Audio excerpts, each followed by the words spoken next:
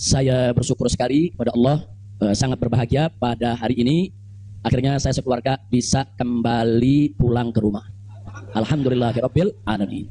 Yang pertama ingin saya sampaikan di sini, saya sekeluarga selama tinggal di kota suci Makkah tidak ada kesulitan apapun. Jadi kita tidak ada kesulitan, kita tidak ada kesusahan. Walaupun ada pihak lain yang mencoba untuk membuat saya sulit, membuat saya susah, tapi alhamdulillah tidak pernah berhasil. Wa yamkuruna wa yamkurullah wallahu khairul makirin. Jadi kalau saya malu sekali kalau saya harus katakan, oh di Mekah ini susah, kita diasingkan, kita dijauhkan. Enggak. Di Mekah nikmat, baladan aminan mubarakat. Kita mendapatkan kenikmatan di Mekah luar biasa. Di sini saya banyak kawan, sampai di Mekah saya dapat kawan juga tidak kalah banyaknya. Di sini kita punya jamaah, sampai di Mekah juga kita punya jamaah. Di sini kita punya pengajian, sampai di Mekah juga kita buka pengajian. Di sini kita punya gerakan dakwah, ternyata di Mekah juga kita buka gerakan dakwah. Jadi artinya nggak ada yang kurang. Bahkan sekali lagi kita katakan di Mekah ini tentu punya kelebihan yang luar biasa untuk ibadah 100.000 kali lipat ganjarannya. Sebetulnya kalau ingat 100.000 kali lipat kayaknya nggak mau pulang ya. Habib, 100.000 kali lipat begitu sampai Tamburan satu lagi nilainya. Nah, di Tamburan nilainya satu, kalau di Mekah nilainya 100.000. Lalu wajibat dakwiyah, kalau tidak ada kewajiban dakwah di negeri ini saya tidak akan tinggalkan Mekah. Kita cinta Mekah, Mekah luar biasa, satu negeri yang memang penuh keberkahan. Baladan aminan mubarakat. Jadi sekali lagi selama kita di Mekah, alhamdulillah. Kalaupun ada sedikit tantangan-tantangan, sedikit kesulitan-kesulitan, tapi semua itu bisa atasi dengan mudah ya ikhwan. Nah baiklah. Kemudian yang perlu saya sampaikan juga ya ikhwan, di tempat ini kenapa muncul aneka ragam isyaat, itu isu-isu gosip, rumor dan lain sebagainya. Katanya saya mau ditangkap lah, mau dideportasi lah, kemudian juga overstay lah dan seterusnya. Jadi yang ingin saya sampaikan di sini, ya saya memang overstay pada awalnya. Jadi sebulan sebelum visa saya habis, saya waktu itu mendapat pencekalan, tidak boleh pulang. Nah, tapi pencekalan tersebut bukan karena melanggar aturan, bukan karena melanggar ketentuan keimigrasian, bukan. Jadi kalau ada mengatakan karena ada pelanggaran, ada pidana, bohong, saudara. Itu hoax, bahkan itu fitnah. Jadi saya dicekal li asbabin amniyah. Itu ditulis dalam surat cekalnya. Li asbabin amniyah, karena alasan keamanan. Nah, biasanya kalau alasannya melanggar di situ ditulis mukhalafatun nizam atau at-takhalluf anin nizam. Nah, itu namanya melanggar aturan. Enggak ada. Di dokumen saya tidak ada kalimat at-takhalluf anin nizam atau mukhalafatun qanun. Enggak ada. Yang ada adalah li asbabin amniyah, untuk alasan keamanan. Nah, tentunya saya tidak diam. Saya terus melakukan lobby dengan pemerintah Saudi, dengan otoritas Saudi. Ini asbabun amniyah yang bagaimana maksudnya? Kemudian kenapa saya tidak bisa keluar dan seterusnya. Ini terjadi pembicaraan yang cukup panjang ya, Pak. Tapi memang mereka sendiri mengaku. Jadi saya ini di sana diperiksa oleh Badan Intelijen Saudi, saya diperiksa oleh Dewan Keamanan Saudi, saudara. Nah, belakangan, saudara, kenapa saya diperiksa? Mereka mendapatkan laporan sampah dari negeri ini ya. Jadi mereka bilang ini subalah. Nahnu nasul alal maklumat kadhibah. Kita mendapat informasi yang bohong, maka mereka bilang subalah itu sampah ya, Pak. Informasi sampah tentang Anda. Jadi katanya saya ini buronan, melarikan diri, ada persoalan hukum yang saya hadapi, saya ini katanya red notice, kemudian ada lagi yang mengatakan kalau saya ini saudara orang politik yang selalu bikin keributan di mana-mana, nanti bahaya untuk keamanan Saudi. Nah ini laporan-laporan semacam ini, saya tidak mau menuduh siapa yang melapor si A atau si B atau si C ya kawan, tapi ini ada. Dan ini bukan laporan dari orang biasa. Kalau laporan dari orang biasa, saudara nggak bakal dihiraukan oleh pemerintah Saudi. Ini tingkat negara. Ini bukan tingkat RT, bukan tingkat RW, ini tingkat negara. Negara Saudi mendapatkan laporan. Berarti yang memberikan laporan ini, saudara, ini tingkat tinggi juga. Nah, tapi ala kulli hal semua kita buktikan. Mereka bilang, apa betul? Anda ini punya kasus hukum. Ada 2 kasus hukum, satu di Jakarta, satu di Bandung. Saya katakan kepada mereka, saya tidak punya kasus hukum. Mana buktinya? Saya punya SP3. SP3-nya saya terjemahkan ke dalam bahasa Arab. Kayaknya dalam sejarah nggak pernah ada SP3 diterjemahkan ke dalam bahasa Arab. Sebab kalau saya serahkan SP3, ya tentu kan polisi di sana nggak paham, intelijen di sana nggak paham apa isinya, apa maksudnya. Kita terjemahkan dalam bahasa Arab. Kita buat dokumen resmi, terjemah resmi. Jadi saya katakan tuduhan apa yang Anda dapat dari pemerintah Indonesia? Oh, Anda ini melarikan diri dari Jakarta karena ada kasus hukum. Saya tunjukkan, ini SP3. Silakan Anda baca. Begitu mereka baca, mereka kaget. Oh, ini kan hukum sudah selesai. Kenapa kok masih dilaporkan Anda tetap bersalah? Jadi pemerintah Saudi sendiri yang menilai ya. Nah, kemudian yang kedua, waktu kasus Bandung, saya kan juga udah nggak ada perkara, punya SP3. Saya terjemahin lagi SP3-nya. Saudara. Nah, terakhir mereka bilang katanya Anda ini dikejar-kejar badan intelijen dari negara Anda. Saya bilang enggak, saya nggak punya persoalan dengan badan intelijen. Tapi ini ada laporan. Anda bisa buktikan kalau Anda tidak punya permasalahan dengan badan intelijen Indonesia. Punya. Loh, apa buktinya? Saya punya dokumen. Perjanjian antara saya dengan badan intelijen negara Indonesia. Saya terjemahkan lagi dalam bahasa Arab. Resmi di situ, saudara. Dan dokumen ini kan belum saya buka ke masyarakat ya, ikhwan. Saya pikir nggak ada perlunya saya buka ya, ikhwan, kecuali kalau darurat saya tunjukkan. Mereka kaget loh. Anda punya perjanjian begini bagus dengan negara, Anda tidak punya masalah. Kok dilaporkan macam-macam? Nah, ini yang jadi persoalan ya, ikhwan. Ala kulli hal, singkat cerita, kalau saya cerita terlalu panjang, saudara, akhirnya pemerintah Saudi ini, otoritas yang berwenang di bidang ini, mereka justru akhirnya minta maaf. Mereka bilang nahnu natawarrat, nahnu qalton, kami salah, kami sudah melewati batas wewenang yang kami punya, kami minta maaf karena memang ini kesalahan dari informasi yang kami terima. Nah, jadi supaya Anda tahu, akhirnya mereka tidak mengganggu kita sama sekali. Bahkan terakhir bukan lagi persoalan bayang safar, jangan kita deportasi. Saya ditawarkan, Habib, Anda mau pulang besok ke Indonesia atau Anda mau tinggal di sini selamanya? Silakan. Maka itu pada malam Ahad, Sabtu malam Ahad, sebelum saya pulang, saya ke Riyadh, saya diundang resmi ke Riyadh. Saya diundang resmi ke Riyadh, saya ketemu petinggi di sana ya, mereka tawarkan, mau tinggal di sini, kita berikan iqamah, kita berikan izin tinggal, masuk umur hidup pun boleh. Silakan Anda memutuskan. Enggak, saya enggak punya persoalan sama pemerintah Saudi, ya, kawan. Jadi bohong kalau ada yang bilang saya punya persoalan. Jadi makanya kalau pejabat itu jangan sembarang bicara. Kalau mau bicara itu mesti punya data dong. Masa pejabat bicara nggak pakai data? Kalau nggak pakai data, pedagang kopi di warung-warung, ya kan dagang kopi di warung nggak pakai data. Ada kopinya seduh, pakai gula, selesai kasih. Kira-kira jelas gak? Ini kalau pejabat tingkat negara harus punya data ya kawan, nggak sembarangan. Tapi baiklah, kita bagian akhir. Jadi begitu mereka sudah tahu itu semua, semula saya mau dibikinkan bayan safar. Bayan safar itu exit permit, saudara. Nah, bayan safar itu ada dua. Ada izin keluar Saudi, saudara, karena orang melakukan pelanggaran. TKI yang melarikan diri dari majikan, atau umpamanya ada tenaga kerja yang melakukan pelanggaran pidana, mencuri, berkelahi, atau membunuh saudara. Nah, mereka ini kalau diusir dari Saudi, itu namanya deportasi dengan bayan safar. Tapi ada juga jenis bayan safar lain. Nah, seperti apa? Seperti orang yang mendapat suaka politik, itu kan perlindungan. Atau seperti orang yang dicekal politik, seperti yang saya alami. Itu bukan pidana. Atau seperti mereka yang kehilangan warga negara, seperti orang-orang Rohingya yang tinggal di Mekah. Itu mereka nggak punya warga negara, saudara. Tapi kalau suatu ketika mereka mau pulang ke negerinya, diberikan bayan safar kalau mereka mau pulang. Nah, kalau mereka nggak mau pulang, mereka dijamin silakan tinggal di Saudi Arabia. Nah, jadi ini namanya bayan safar. Tapi ternyata terakhir karena mereka menyadari saya tidak bersalah, ini yang menarik ya. Mereka sendiri yang mengatakan, ya Syekh, Anda tidak layak untuk dapat bayan safar. Karena kalau Anda dapat bayan safar, nanti catatan overstay-nya itu nggak hilang. Nah, jadi dalam dokumen keimigrasian kan ada overstay, itu nggak hilang. Nah, walaupun Anda tidak dicegah, tapi catatan itu kan jadi buruk. Anda nggak pantas untuk mendapat catatan buruk karena Anda tidak bersalah. Jadi saya tanya, lalu apa mau diberikan? Jadi dibatalkan itu bayan safar. Lalu apa mau diberikan? Kami perpanjang visa Anda. Jadi selama 2 tahun lebih, 3 tahun setengah itu ya kan, seolah-olah saya punya visa umurnya 3 tahun setengah. Tidak ada overstay ya, Pak. Nah, cuman pada saat mereka tanya, mau diperpanjangnya sampai kapan ya, Syekh? Dia tanya, saya mau sebulan, mau 2 bulan lagi. Saya katakan enggak, saya mau pulang tanggal 9 insya Allah. Jadi cukup bayan safar, bukan bayan safar, tamdidnya cukup sampai tanggal 11 ya, kawan. Nah, cukup tanggal 11, tanggal 9 insya Allah saya pulang. Nah, jadi ini yang perlu saya sampaikan sekaligus klarifikasi, bohong. Kalau ada mengatakan saya melanggar aturan di sana, saya ditarik, saya mau dipenjara, bohong. Nah, dan saya sesalkan kalau kalimat-kalimat semacam itu keluar dari mulut pejabat ya, kawan. Kira-kira jelas tidak? Paham semua? Baik. Nah, ternyata upaya mereka menggagalkan saya pulang, saudara, nggak berhenti sampai di situ. Nah, ada yang menarik, saudara. Saya sudah beli tiket, sudah pesan penerbangan tanggal 9. Tiba-tiba dari Indonesia ini ada yang membuat email atas nama saya. Namanya Habib Muhammad Rizik Syihab. Saudara, pakai foto saya. Email ini dikirim ke travel tempat saya memesan tiket. Nah, apa isi pesannya? Bahwa kami tidak jadi berangkat, mohon dibatalkan. Kami punya jadwal. Jadi ada upaya begitu. Ini bukan. Jadi ada yang bilang, ini kan cuma pura-pura jadi korban. Ini pura-pura playing victim. Enggak, memang benar mau dibatalkan ya, kawan. Tapi ala kulli hal travelnya telepon langsung ke kita. Apa betul Anda ingin membatalkan? Kita bilang enggak. Ini ada email dari nama Anda. Saya katakan itu email palsu. Nah, ala kulli hal tidak dibatalkan. Tapi enggak puas sampai di situ, ya, kawan. Malam Ahad kemarin, malam Ahad yang lalu, pada saat saya ke Riyadh, ada gerakan lagi. Mereka membuat email atas nama travel tempat saya beli tiket. Nah, travel ini kan ngambil tiketnya ke bagian marketing Saudi ya, Pak. Ternyata kursi Saudi itu sudah diborong oleh marketing di Turki, di Istanbul. Jadi dibuatlah email atas nama travel, dikirim ke Istanbul. Minta supaya jadwal saya, istri dan 2 putri saya dibatalkan. Dan dibatalkan. Nah, jadi malam-malam Ahad itu sudah batal, saya punya jadwal ya, Pak. Tapi saya katakan kepada teman-teman pengurus FPI di Mekah, jangan diumumkan.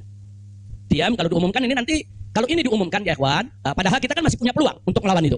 Kita masih punya peluang untuk memperbaharui. Kita masih punya peluang untuk beli tiket lain. Maka itu kita diam, tidak kita umumkan. Kalau yang pertama kita umumkan. Pembatalan yang pertama itu kita umumkan. Yang kedua tidak kita umumkan. Nah, tujuan saya kedua untuk tidak diumumkan apa? Supaya musuh-musuh, penjahat-penjahat, bajingan-bajingan yang membuat itu sudah merasa menang ya, kawan. Dia kan merasa menang, ketawa-ketawa, udah batal loh. Nah, besok kalau lo ke airport, begitu masuk ke counter, nama sudah tidak ada. Biarin aja dia senang ya, kawan. Gak apa-apa, biar dia senang. Jadi sengaja kita biarkan. Nah, kemudian kita hubungi travel yang ada, kita minta untuk ganti kode booking. Nah, ada tambahan biaya, kita tambah biaya. Tetap kita minta tanggal itu untuk kita dapat kursi. Dan kita dapat. Kita diam ya, kawan. Kita nggak umumkan kalau kita punya tiket baru. Nah, ini kita tidak umumkan. Lancar semua. Tapi ternyata jebol juga informasi ke mereka kalau saya punya tiket baru ya, kawan. Lalu apa yang terjadi?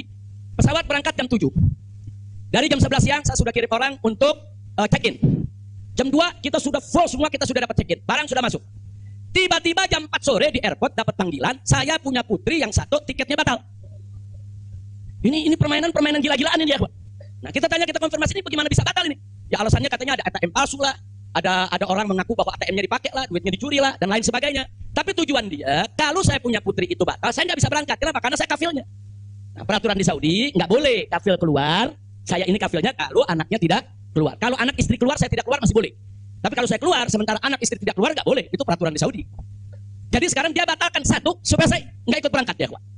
Nah, jadi ini terjadi. Nah, jam 4 sore itu kita berkutat. Tapi alhamdulillah, saudara, otoritas Saudi bantu kita. Mereka juga kaget-kaget. Oh, ini ada apa ini, kok pembatalan bisa begini? Mereka nggak pernah alami ini semua ya, kawan. Nah, akhirnya jam 5 sore semua bisa teratasi. Jam 6 sore kita sudah masuk ke ruang tunggu dan jam 7 kita sudah bisa berangkat. Alhamdulillah. Nah, di sini yang saya ingin sampaikan ya, kawan. Kalau Allah sudah menentukan kita pulang, mau kekuatan apapun yang mencoba untuk menghalangi tidak akan pernah mampu untuk melawan kehendak Allah. Alhamdulillah. Nah, dan Nabi sudah mengingatkan kita, saudara.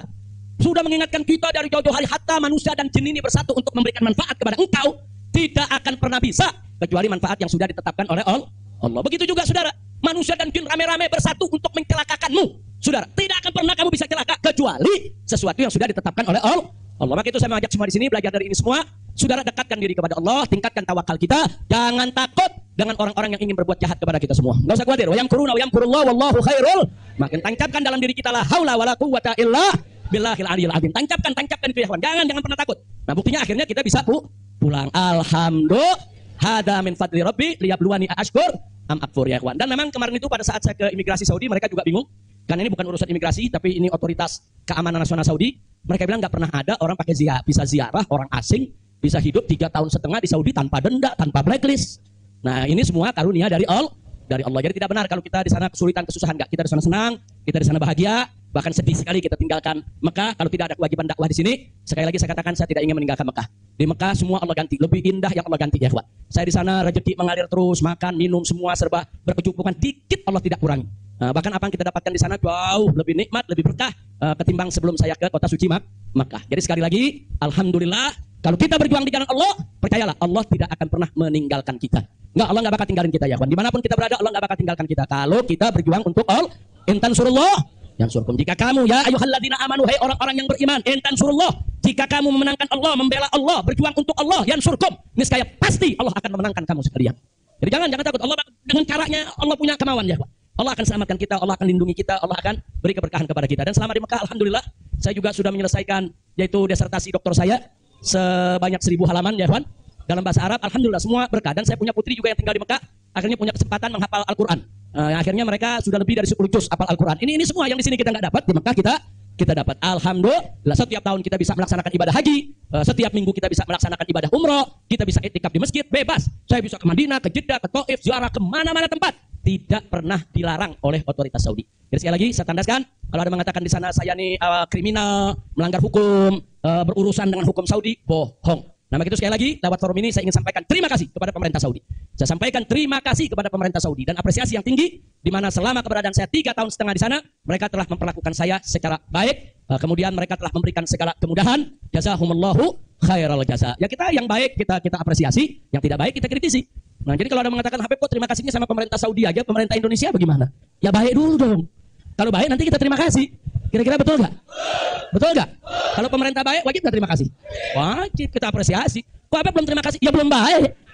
Tunggu baik dulu. Kalau baik kita terima kasih. Kayak kemarin Pak Mahfud mengumumkan yang mau jemput silakan. Nah, baik kan tuh? Kita terima kasih. Terima kasih Pak Mahfud. Umat akhirnya diizinkan untuk menjemput. Alhamdulillah. Tapi pada saat Pak Mahfud bilang Habib Rizik ini deportasi kriminal, itu baik apa? Enggak terima kasih. Jadi kita objektif aja. Yang baik kita terima kasih, yang enggak baik kita luruskan. Insya Allah. Nah, ini yang saya mau sampaikan semua. Jadi tenang-tenang saja. Biarkan nanti beri kesempatan saya supaya istirahat dulu. Ya kawan, insya Allah nanti kita dakwah lagi, kita keliling lagi, bikin pengajian lagi. Mudah-mudahan Allah Subhanahu Wa Taala memudahkan segala urusan kita. Jadi di sini saya mau tandaskan sebelum saya akhiri sekali lagi, kita yang ada di sini, habaib ulama, sekali lagi, kita bukan musuh pemerintah, kita bukan musuh negara, kita bukan musuh tentara, kita bukan musuh polisi, kita musuh kezaliman, kita musuh kecurangan, kita musuh kemunafikan, Kita musuh segala kejahatan. Betul? Betul? Nggak ada kompromi, saudara. Melawan kedoliman, kemunafikan, kejahatan, tidak ada kompromi. Kalau ada mengatakan, Habib Rizik, bisakah ke depan ini kita melakukan rekonsiliasi? Saya katakan sekali lagi, rekonsiliasi hanya bisa berdiri atas dasar niat dan tekad yang baik, ya kawan. Tapi kalau rekonsiliasi berdiri atas dasar kecurangan, kedoliman, kejahatan, saudara, tidak mungkin. Tidak ada rekonsiliasi, saudara. Tidak ada rekonsiliasi, saudara, kalau kedoliman dibiarkan. Kira-kira jelas tidak? Takbir. Nah, jadi selama pemerintah baik, kita akan apresiasi, kita akan terima kasih. Tapi kalau mereka membuat aturan-aturan yang merugikan rakyat, yang merusak agama, saudara, yang menghancurkan akhlak, wajib untuk kita lawan. Tidak boleh kita diam, ya. Takbir. Takbir. Siap revolusi akhlak? Shallu ala nabi. Itu yang saya mau sampaikan. Jadi sekali lagi, jadi jangan nanti dipelintir-pelintir. Kita musuh negara lah, musuh pemerintah lah, musuh menteri. Enggak ada. Loh, kita enggak bersaing untuk nyari jabatan kok, ya. Enggak, kita enggak nyari jabatan, kita bukan orang partai, kita bukan pejabat, kita bukan anggota DPR. Enggak, kita hanya menginginkan negara ini baik. Nah, ayo kita hijrah minat dzulumati ilan nur. Kita hijrah minal maksiyah ila ta'ah. Kita hijrah minal khabith ila thayyib. Kita hijrah dong minas sayyiat ilal hasanat. Kita hijrah, ya kawan. Nah, yang ada di sini pun juga wajib melakukan revolusi akhlak. Bagaimana revolusi akhlak? Kalau akhlak kita kemarin kurang baik, ayo kita perbaiki ke depan. Kalau akhlak kita kemarin alhamdulillah sudah baik, ayo kita tingkatkan lagi agar akhlak kita lebih baik. Insya Allah. Ini dengar kata revolusi, wah, bakal kabut lagi, ya. Revolusi itu perubahan drastis. Revolusi itu maknanya perubahan drastis dan mendasar. Nah, jadi kalau perubahan drastis itu kemarin masih tukang bohong, hari ini langsung drastis, dia nggak mau bohong lagi. Nah, itu namanya revolusi. Tapi kalau kemarin tukang bohong, sekarang yang ngebohongnya dikurangin dikit-dikit, itu bukan revolusi. Nah, kalau ngebohongnya dikurangin dikit-dikit, bukan revolusi. Itu langsung. Kemarin nggak sholat, saudara, mulai hari ini sholat dan seterusnya. Itu namanya revolusi. Nah, kemarin suka ngebohong, nah, tahu-tahu sekarang tidak mau ngebohong lagi. Itu revolusi. Kira-kira jelas gak? Jadi revolusi itu perubahan drastis dan mendasar. Jadi jangan pikir revolusi itu pakai senjata, bunuh-bunuhan, potong-potongan. Siapa yang bilang begitu, ya, Pak?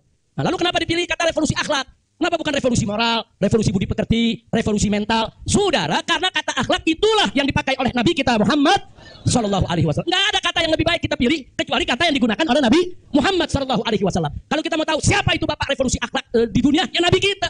Nabi kita itu pejuang revolusi akhlak. Nabi kita itu pahlawan revolusi akhlak. Nabi kita itu saudara yang meletakkan dasar-dasar revolusi akhlak. Sebagaimana Nabi sabdakan dalam hadisnya, Inna ma bu'ithu li utammima makarimal akhlak. Nah, jadi karena Nabi yang menggunakan kata akhlak, ya kita lebih suka pakai istilah Kenapa nggak pakai mental? Karena kata mental dipakai sama Karl Marx. Nah, Karl Marx yang pakai gembongnya komunis, makanya saya nggak mau pakai, ya kawan. Kecuali kalau Nabi pakai kata mental, saya pakai mental. Kalau Nabi pakai kata budi pekerti, saya pakai budi pekerti. Nabi pakai kata apa? Akhlak. Berarti kita perlu pakai kata apa? Siapa suri tauladan kita? Siapa contoh kita? Shallu ala nabi. Muhammad sallallahu alaihi wasallam. Kira-kira jelas gak? Paham semua? Alhamdulillah. Saya pikir itu yang bisa saya sampaikan. Terima kasih banyak. Jangan semua diborong di sini. Nah, kan kita masih mau ceramah di mana-mana, insya. Bandung udah main pesen aja, Beb, di Bandung, Beb. Nah, insya Allah nanti kita ke Bandung, kita ke Madura, kita ke Lombok, kita ke Aceh, kita ke Pontianak, kita akan keliling semua untuk terus melanjutkan dakwah. Ustadz Maher, Medan, shallu ala nabi. Alhamdulillah ada Ustadz Maher di belakang. Ustadz Maher mestinya duduk di depan, Ustadz. Tal. Lampung, insya Allah. Palembang, insya Allah. Nah, ini Habib Hamid bilang jangan jauh-jauh dulu, Pondok Rangon, Jakarta. Al-Jiran Ahad katanya. Oke, insya Allah kita lihat, mudah-mudahan saya sehat walafiat. Dan tadi saya minta maaf, ada sempat kecapean kita. Akhirnya saya turun, saya nggak bisa lagi berdiri. Sempat tidur 10 menit itu di bawah, nggak kuat karena dehidrasi. Itu terlalu haus, terlalu capek, ya kuat. Tapi alhamdulillah setelah 10-15 menit kita bisa berdiri lagi. Alhamdulillah. Nah, itu saja yang bisa saya sampaikan. Jazakumullah khairan jazak. Hanif bawain ke sini.